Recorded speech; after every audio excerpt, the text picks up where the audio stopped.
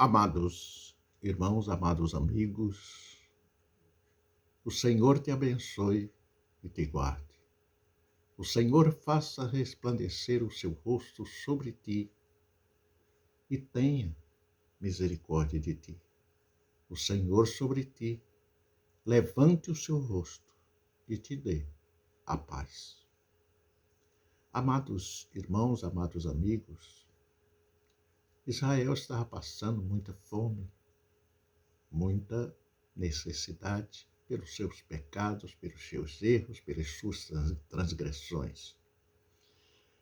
Mas Deus viu que era o tempo de minimizar aquela situação e dar uma mudança na vida dos israelenses. Então, em 2 Reis, no capítulo 7, 1 e 2, disse Eliseu: ouvi a palavra do Senhor, assim diz o Senhor. Amanhã, quase a este tempo, haverá uma medida de farinha por um ciclo e 2 medidas de cevada por um ciclo à porta de Samaria. Isso quer nos dizer que sem produção, sem uma boa agricultura, há escassez e aumenta os preços e a fome chega aos mais pobres. Mas Deus está sempre olhando para os seus, porque entre os seus existe o joio, não é? A Bíblia nos diz que existe o joio dentro do trigo. E nós temos revelações vivas nos nossos dias. Portanto, nós temos agora experiências reais do que aconteceu naquele tempo, naquela época. Porém, não é? Prestem bem atenção, porém um Senhor, em cuja mão o rei se encostava, respondeu ao homem de Deus e disse: eis que ainda que o Senhor fizesse janelas no céu, poder-se-ia fazer isso? Pergunta, né? Será que Deus, será que Deus, que o Senhor, mesmo que ele tivesse janelas no céu, poder-se-ia fazer isso? E ele diz: eis que o verás com os teus olhos, porém, disso não comerás. O castigo pela dúvida da palavra de Deus. Não comerás. Daquilo que irá acontecer, da fartura que iria chegar, ele não comerá. Eliseu prediz abundância de víveres, de alimentos. Eliseu garantiu ao rei que haveria bastante comida no dia seguinte. No dia seguinte. Não era 2 anos, 3 anos depois, não. Era no dia seguinte. Então, para todos aqueles que não criam em Deus, é impossível. É realmente impossível ao homem fazer isso. Mas para Deus, nada é impossível. Portanto, meu amado amigo, crê, somente crê, confiai no Senhor Jesus. Nada está perdido para aquele que tem fé. Nada está perdido para aquele que tem o Espírito Santo em seu coração, em sua vida, e que segue fielmente aos passos do Senhor Jesus. Portanto, não comerás, porque duvidou. E como nós podemos explicar a significação ou significado de 2 Reis? Fala a respeito da abundância de víveres que Eliseu profetizou e também da lei mosaica que proíbe pessoas com enfermidades na pele vivessem nas comunidades. Os leprosos viviam distantes, não é? Eliseu também despertou para isso. É preciso que nós acreditemos sem dúvida, sem sombra de dúvida. Então disse Eliseu: assim diz o Senhor, que amanhã, a estas horas, meu irmão, amanhã, a estas horas, no mercado de Samaria, tanto a medida de farinha como 2 medidas de cevada serão vendidas por uma peça de prata.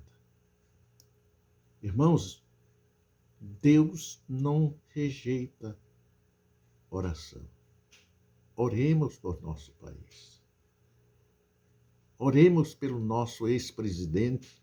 Ex-presidente não, para mim ele continua sendo o meu presidente. Portanto, o ajudante oficial do rei falou ao homem de Deus ainda que o Senhor abrisse as janelas do céu. E por essa dúvida, ele perdeu de comer daquilo que Deus ia derramar sobre Israel. Há um detalhe muito importante. Um ciclo é uma medida de peso, ou seja, um ciclo equivale a 11,4 gramas de metal. Né? Portanto, meu irmão, naquela época existia 4 leprosos ali perto. 4 leprosos revela a fuga dos sírios. Segundo Reis 7, 1 e 2. Havia 4 homens leprosos assentados do lado de fora das portas da cidade.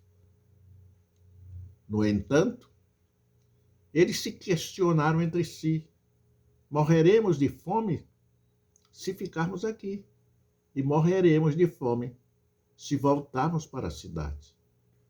Talvez seja melhor sairmos e nos entregarmos ao exército sírio. Se eles nos deixarem viver, tanto melhor.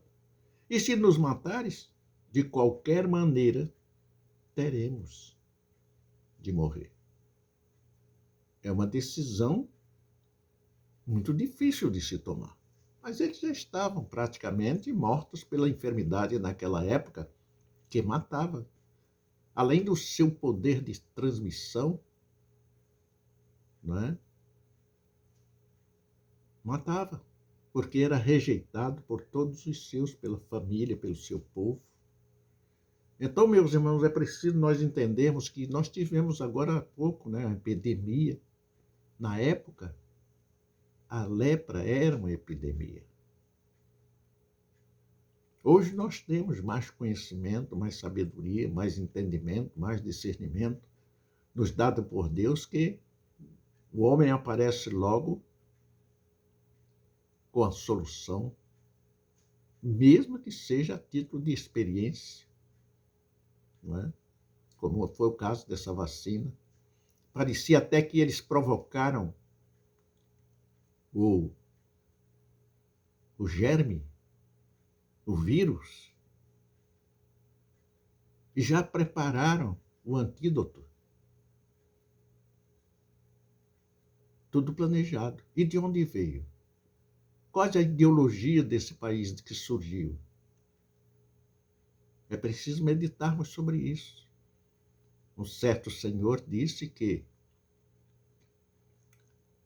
cientista, né, que havia feito aquele vírus para que os idosos fossem eliminados.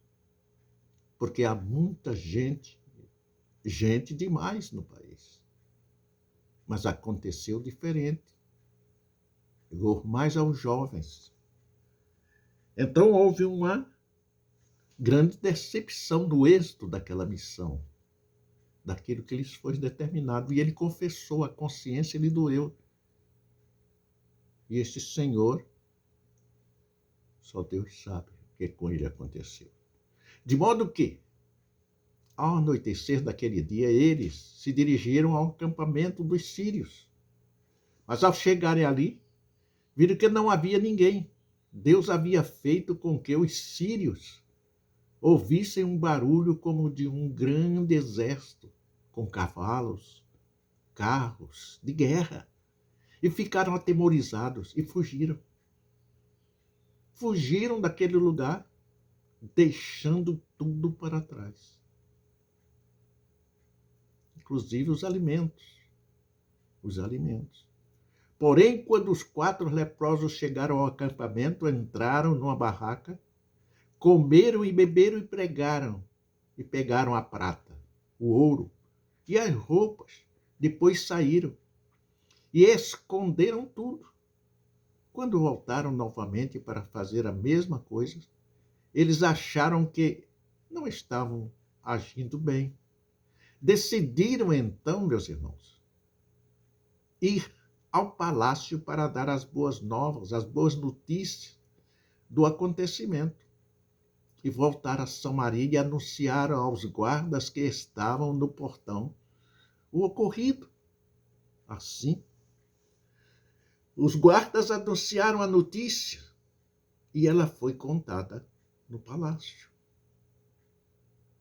E havia alimentos, havia ouro, havia prata. Lembram daquele oficial do rei que não acreditou que era preciso abrir janelas no céu? Lembram dele?